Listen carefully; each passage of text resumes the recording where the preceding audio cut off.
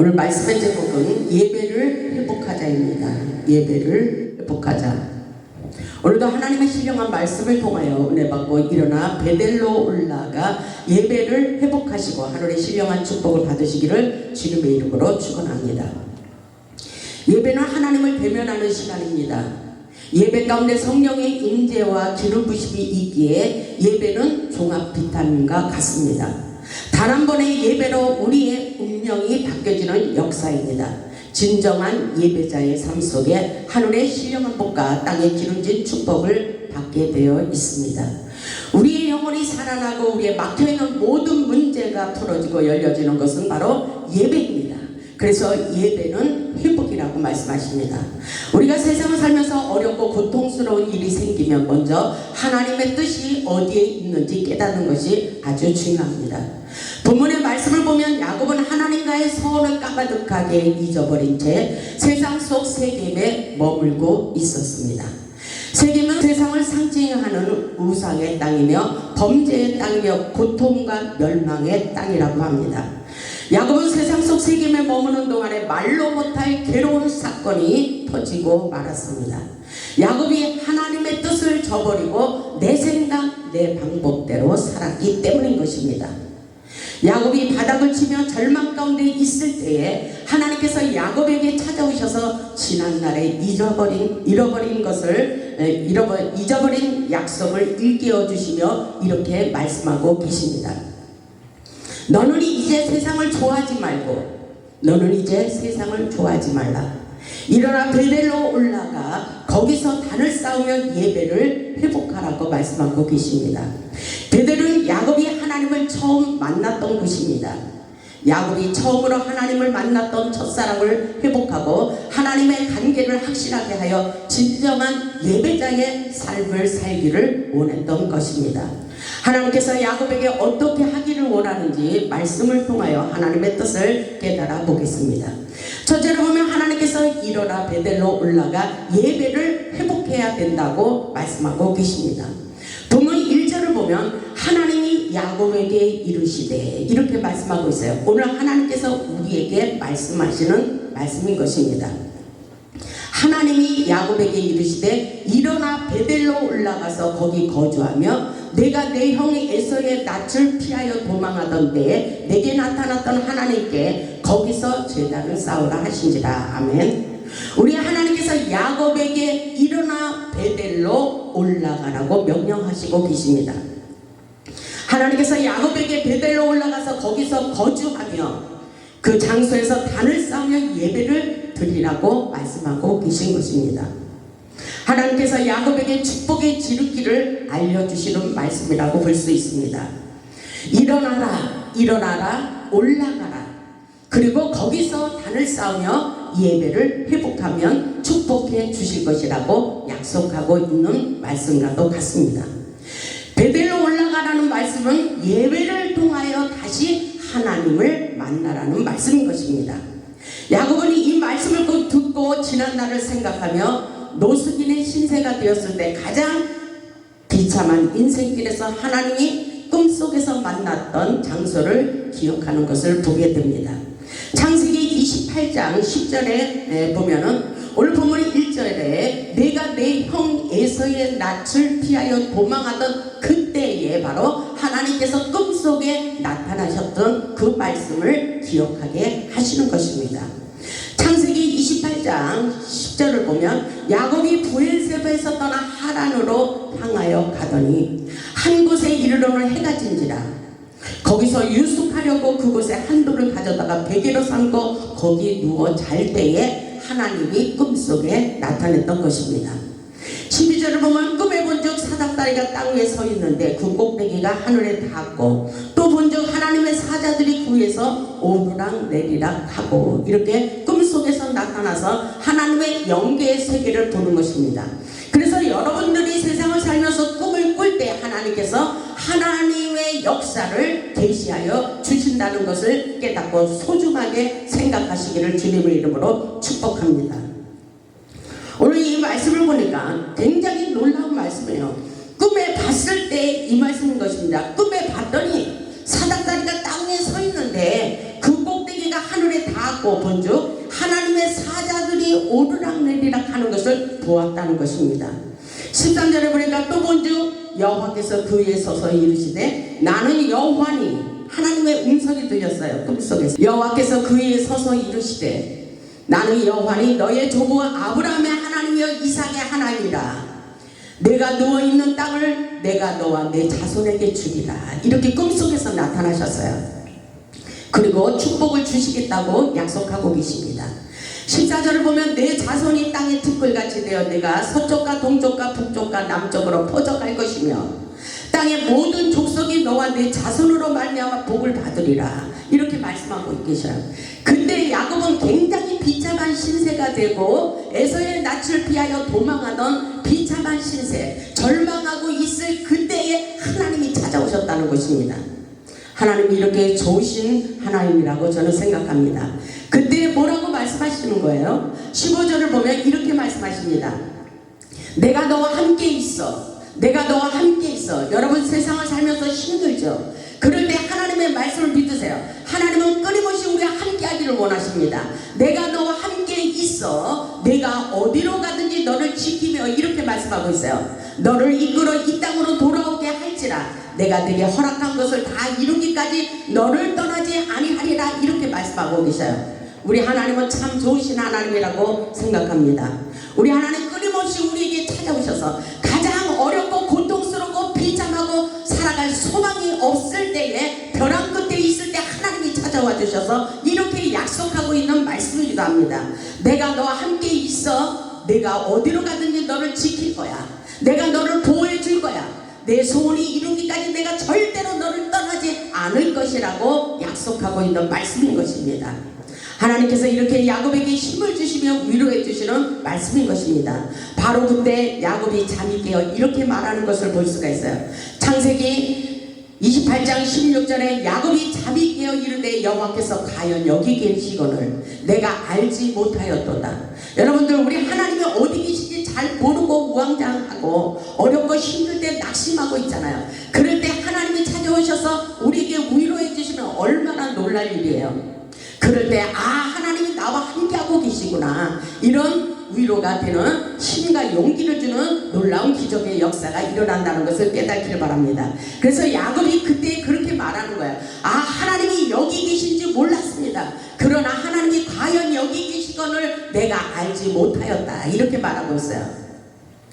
그러면서 17절을 보니까 이에 두려워하여 이르되 두렵도다. 이것이여 이것은 다름 아닌 하나님의 집이요 이는 하늘의 문이로다.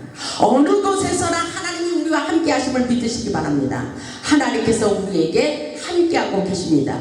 그때 야곱이 하나님 앞에 서원 기도를 하게 됩니다.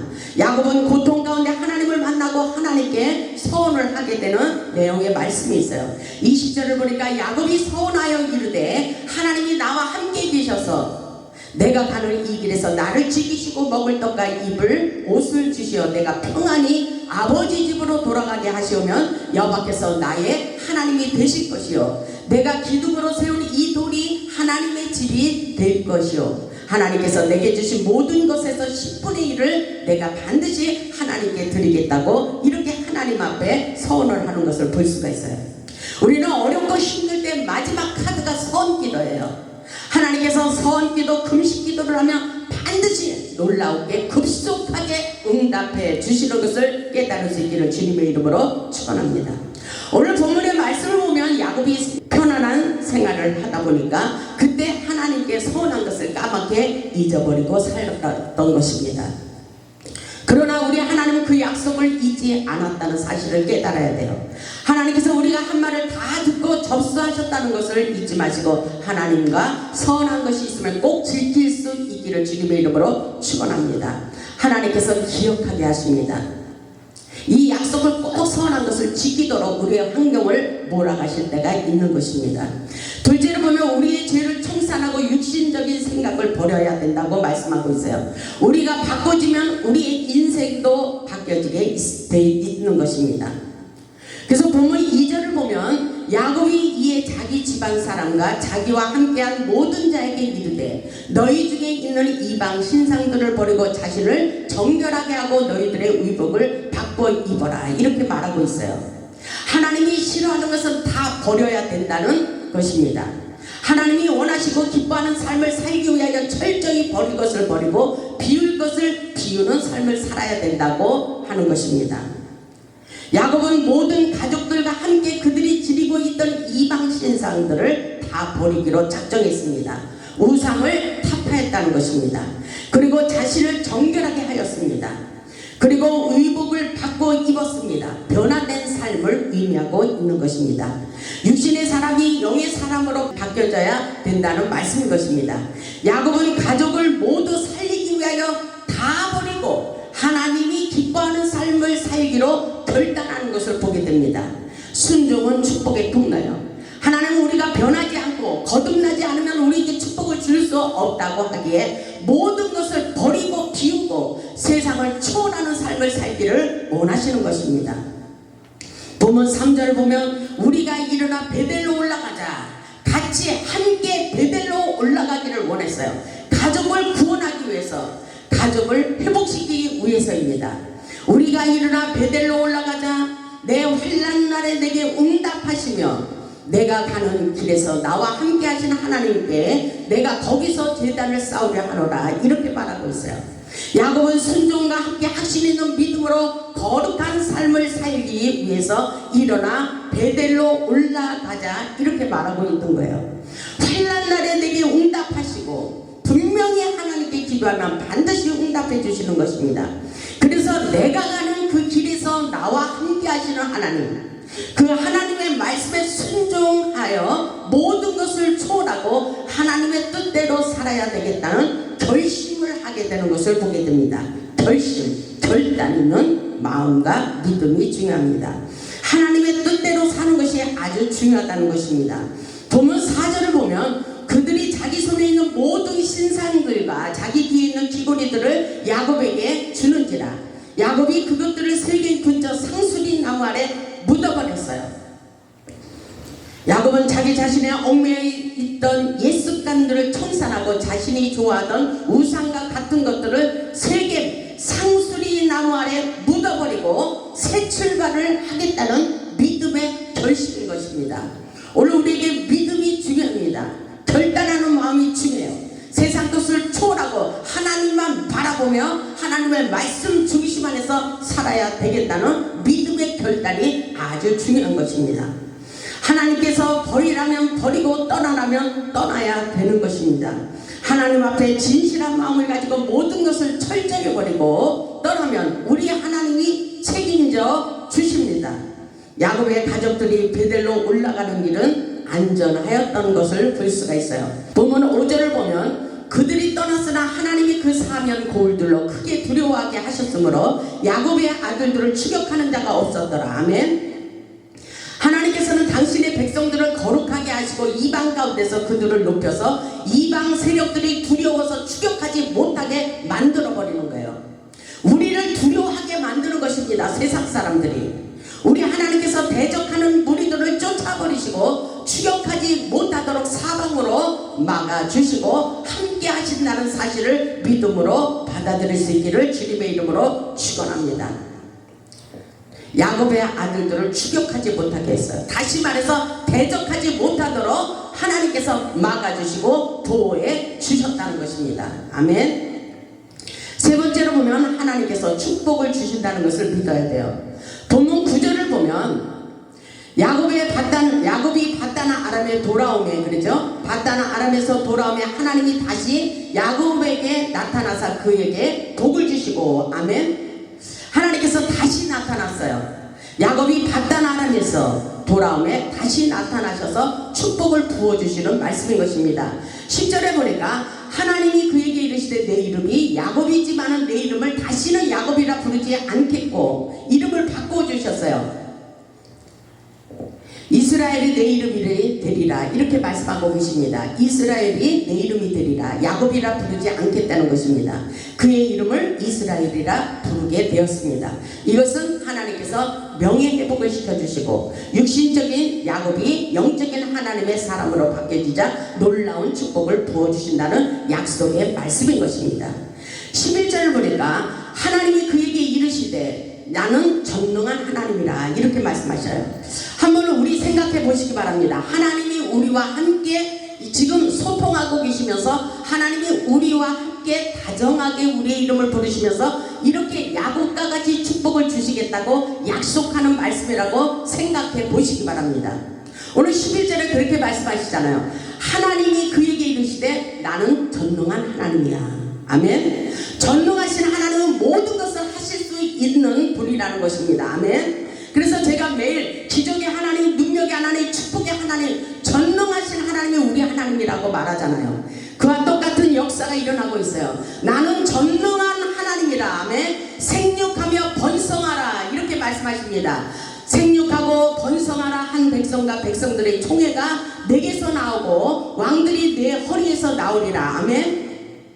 이런 축복을 부어주시겠다는 거예요. 생육하고 번성하는 축복을 받게 되고 가문의 혈통에 형통한 축복을 받게 되는 놀라운 기적의 축복의 말씀인 것입니다. 이런 축복을 받을 수 있기를 주님의 이름으로 축원합니다. 우리 하나님께서 우리에게 모든 것에서 생육하고 번성하고 창대하고 왕성하고 마침내 거부가 되는 놀라운 축복의 역사가 있다는 것입니다. 여러분이 이런 말씀을 가지고 하나님의 말씀을 붙들고 기도해서 축복을 받을 수 있기를 주님의 이름으로 축원합니다. 아멘. 12절에 보니까 내가 아브라함과 이삭에게 준 땅을 내게 주고 그러죠. 내가 내 후손에게도 그 땅을 주리라 하시고 아멘. 하나님께서는 땅 부자가 되게 하시더라고요. 우리 교회에 들어오시는 분들이 축복을 받게 되더라고요. 말씀에 순종만 하면 하나님께서 땅을 사게 만들고 집을 사게 만들고 이런 놀라운 번창의 축복의 역사가 일어나게 하십니다.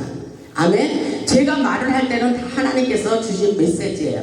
그래서 집을 사봐 이렇게 했을 때는 집을 사면 놀라운 축복이 그들에게 받아지는 놀라운 역사인 것입니다. 근데 하나님이 감동을 주셔요. 어떤 사람에게는 한번 땅을 사보라고. 그래서 하나님께서 저에게 감동을 주셔서 2만 평의 땅을 산 사람이 부자가 됐어요. 그런 놀라운 역사가 일어난다는 것입니다. 준비된 사람에게 하나님께서는 하늘의 신령한 복과 땅의 기름진 축복을 부어주신다는 것을 깨달을 수 있기를 주님의 이름으로 축원합니다. 오늘 본문에 보니까 하나님께서 내가 아브라함과 이삭에게 준 땅을 내게 주고 그랬죠. 우리에게 주는 역사예요. 오늘날은 우리에게 주셔요. 내가 내 후손에게도 그 땅을 주리라 이렇게 말씀하고 있어요.